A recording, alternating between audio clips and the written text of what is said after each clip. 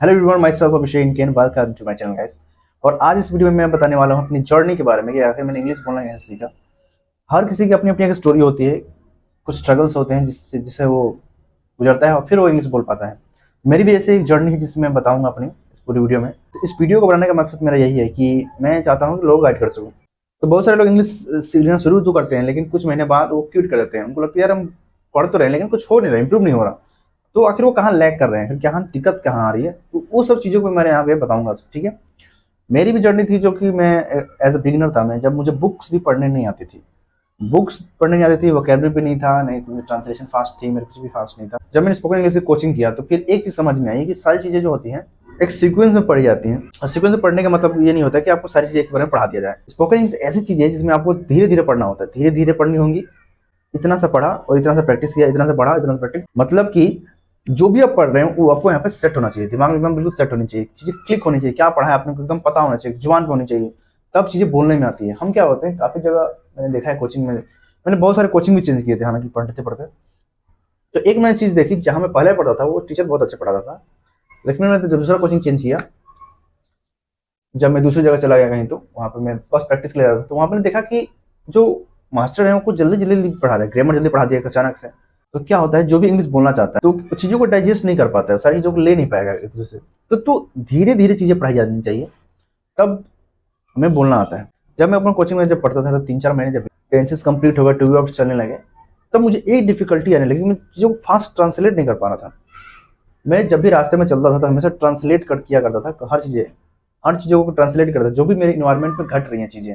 3-4 महीने जब हुए तो मुझे क्विट करने का भी मन कर रहा था कि मैं क्विट कर देता हूँ, क्योंकि मुझे तो मैं जा रहा हूँ लेकिन मुझे फ़ायदा हो नहीं रहा।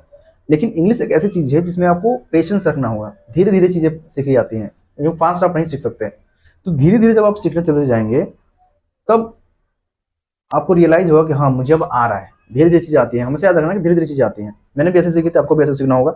और प्रैक्टिस बहुत मस्ट है, मैं प्रैक्टिस भी करता था, बहुत सारे प्रैक्टिस भी करता था। ऐसा नहीं कि मैं दिन भर इंग्लिश से पढ़ता था, मैं साइंस पढ़ता था, मैं मेजोरिटी। बस मैं कोचिंग में जाता था कि इंग्लिश थोड़ी सी पढ़ी, आया देखा हाँ थोड़ा क्या है, प्रैक्टिस किया, बस बात खत्म।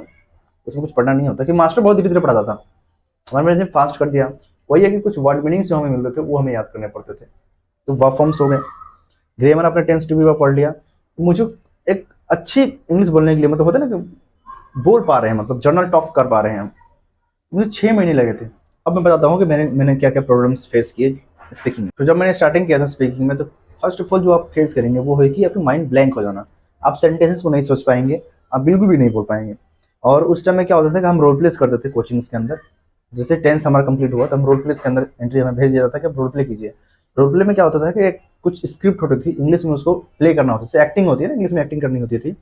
इधर ऑडियंस बैठी, ऑडियंस में जितने स्टूडेंट्स हैं, जो बिगिनर्स हैं, वो सारे बैठे पड़े हैं और टीचर्स बैठे पड़े हैं, देख रहे हैं हमें, और हमें एक्टिंग करनी है वहाँ सीनियर। अब भूल के कुछ लाइन की, इतना खराब लगता था वहाँ पे, मतलब क्या ही बताऊँ, पैर कांपते थे हमारे, ऐसे पैर कांपते थे। जबकि बिगिनर्स जो जितने जाएंगे ना वहाँ पे, डर लगेगा। और उसी डर को हमें जीतना होता है। अगर वो डर जीत गए तो कॉन्फिडेंस आता है, कॉन्फिडेंस जब आएगा तब इंग्लिश बोल पाएंगे। तो उस समय हम लाइन्स को कुछ याद करते थे, कुछ ट्रांसलेट करते थे दिमाग में, कुछ भी लाइन्स बोलना हो गया, जैसे कि तो बहुत सारे रोल प्लेस होते थे वहाँ पे, जैसे गर्लफ्रेंड बॉयफ्रेंड के रोल प्लेस हो गए, जिसमें गर्लफ्रेंड ने धोखा दे दिया, तो अब कैसे रिएक्ट करेंगे, क्या बोलेंगे वहाँ पे, आपको स्क्रिप्ट बनानी पड़ती है वहाँ पे। तो स्क्रिप्ट बनाते थे, हम उसको प्रैक्टिस करते थे, उसको परफॉर्म करते थे, टीचर देखते थे, गाइड करते थे। फिर वो टीचर जज करता था कि वहाँ पे आपने क्या मिस्टेक किया, कैसे बोला आपने। तो ये सारी चीज़ें होती थी, और यही हम करके मैंने इंग्लिश मैंने इम्प्रूव की है। खाली बोलना काफ़ी नहीं होता, आपको रोल प्लेस करने होंगे। रोल प्लेस का मतलब होता है लाइव एक्शन। जो चीज़ आपको घट रही है उसको आप अपने फीलिंग्स के थ्रू दिखा पा रहे हैं, इंग्लिश में बोल पा रहे हैं, तब आप कहीं ना कहीं उसको इंग्लिश फील कर रहे हैं, आप बोलना सीख पा रहे हैं, है ना। ऐसे करते करते क्या होगा, मैं अप्रूव करने लगा।